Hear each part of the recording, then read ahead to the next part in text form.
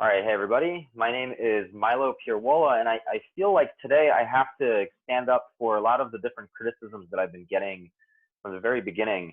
The reason I say that is because generally I'm an American male who has been raised in upper education, and so it's kind of difficult to see how the things that I do benefit vulnerable communities that are minorities and just generally oppressed people.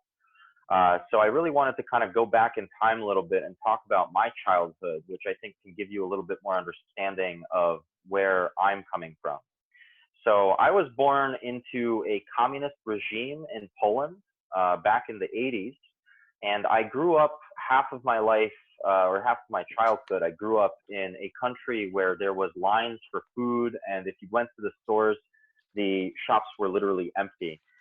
In fact, I remember as a child, I was at a store with my parents, and there was a toy. There was a small toy helicopter. It was yellow and red, and I remember it because I wanted to purchase it, and the thing could not have cost more than an American quarter, so like a quarter to produce. But I asked my parents, and I started crying because I couldn't have it, because we couldn't afford it, because we couldn't just, there was money that was designated for other things. And in 1991, I flew to America. I moved over to with my parents over to America, and it was quite the opposite experience. People in America had things, and for me, it was kind of a shocking revelation because the first person that I ever visited, I still remember this vividly. It was a child that was also a child of very poor parents. They were they just were not well off, just generally not people with alcohol problems, things like that.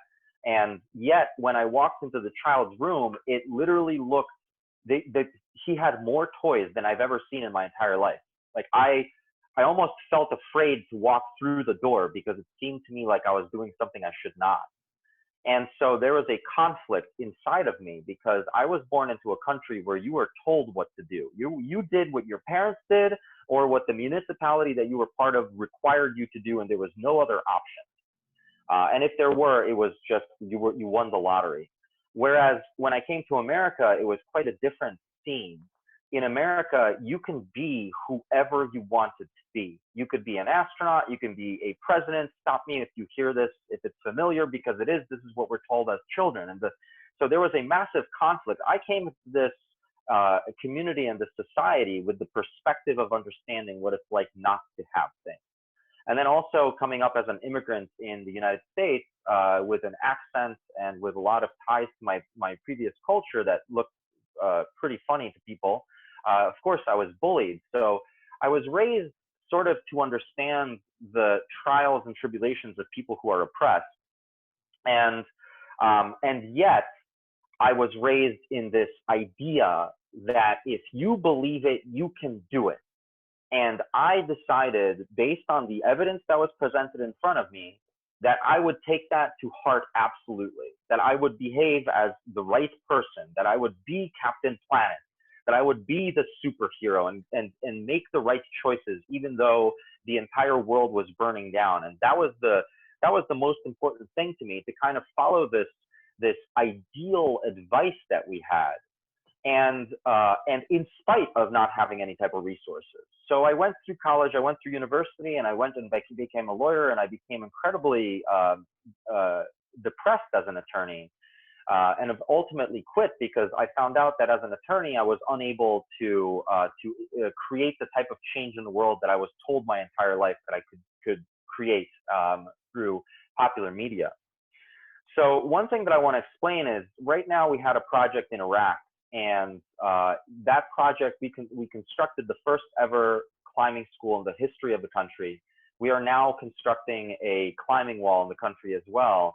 And the reason I want to connect these two is because when I went into this project, it was impossible. I was a person I just had never been to the country. I didn't know the people who I was speaking to. I didn't know if they were telling me the truth. But as this information trickled in, what I realized is that there was a community and a culture that existed over there that I empathized with, that I could sympathize with, because I realized that they didn't have options. They didn't have opportunities. And what I realized over the time since I was a child, which incapable of doing the things that I have most wanted to do, to now being able to travel to these incredible places, what I discovered is that I, through my belief, was able to accomplish these things without resources. And so I became the perfect individual to work with these guys in order to bring this about, because we didn't depend on resources. We depended on the strength of community to bring these things into life, and that's how it has worked. And so my brand is basically belief in yourself and belief and faith in how to create things. And the currency that I deal in is basically goodwill and community. So that's my brand. Yay! Thank you, Milo, for going first. Lovely. Appreciate it. Milos. All right. So, hi, Sarah. Hey, Sarah. So what are some things that Milo should hold on to in his story? Things that worked. I mean, I liked how it is like a transformation. And so it's almost like we're watching Milo grow up and watching his values get shaped. Mm-hmm.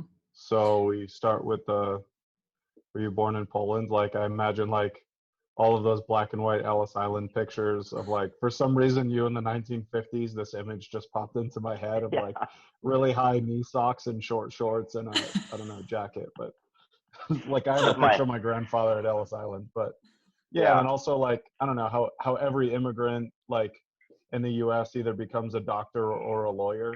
My dad was a lawyer and his parents were Italian immigrants in the 50s.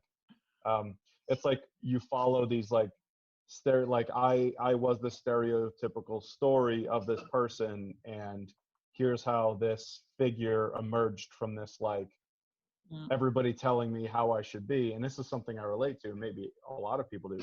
Everybody telling me what I should be and how I should do it. And this is what I got from it. This is how I broke away from that mold, and I really like that, the story. Milo, one of the things I really liked about your story is that there were scenes that you would focus on. The scene of the toy in Poland that you couldn't have, or the scene of walking into your the friend's room and being surprised by how many things that they had. That was very powerful in terms of bringing to life the experience for you. And so I would say that was a super powerful piece of how you constructed your story. So I hope that this isn't, I don't want to create this as a practice for the future, but one of the key elements that I totally forgot in the story is I wanted to express that the reason that I'm the right person is because I was somebody who didn't have the capacity to imagine opportunity until I came to America and I was kind of thrown into this new environment. And so what I do now is I bring that imagination to people around the world, and I actually show them, I'm like, hey, use your imagination to think of things that you never even thought were possible. And that's kind of how I open it up. But that's where I was driving to. That was the goal. Just telling the story already helped you refine what your message is. So great. Yeah. One more thing that Milo should hold on to in his story. So, when I came in, I was getting organized, and I wasn't looking at you, but I was listening to you because I didn't want to disrupt you any more than I had, and the passion that you bring to that story comes across immediately. Now, I'm not saying that is something that you will never lose, but I wanted to definitely say that it is there, and immediately, even without hearing the whole story, I got enough from the 2 minutes that I did hear to have known your own story and know how passionate you are about it. And that's gold. Great. Thank you. All right. What about one or two experimentations for Milo? We've got 1 minute left, so rapid fire here. I have a multifaceted comment. So it happened. I think this is something you both did well and you can continue to work on, is the fact that your story did span a long period of time. And I mean, it was still one of the shorter stories we've heard from you. So you were able to encapsulate it in a few scenes and some specific moments without tangents, right? Like it was focus. So that was done well. But what I would just continue to pay attention to because of that is the transitions can become even more important, because you might be like flashing 5 years ahead or something like that. And I admit that I got slightly lost or lost track between when you were a lawyer and where you are today. And so I would just think about how you weave those different moments together to make sure that you're building where you want to build, and that we're not lost in time and space at the same time.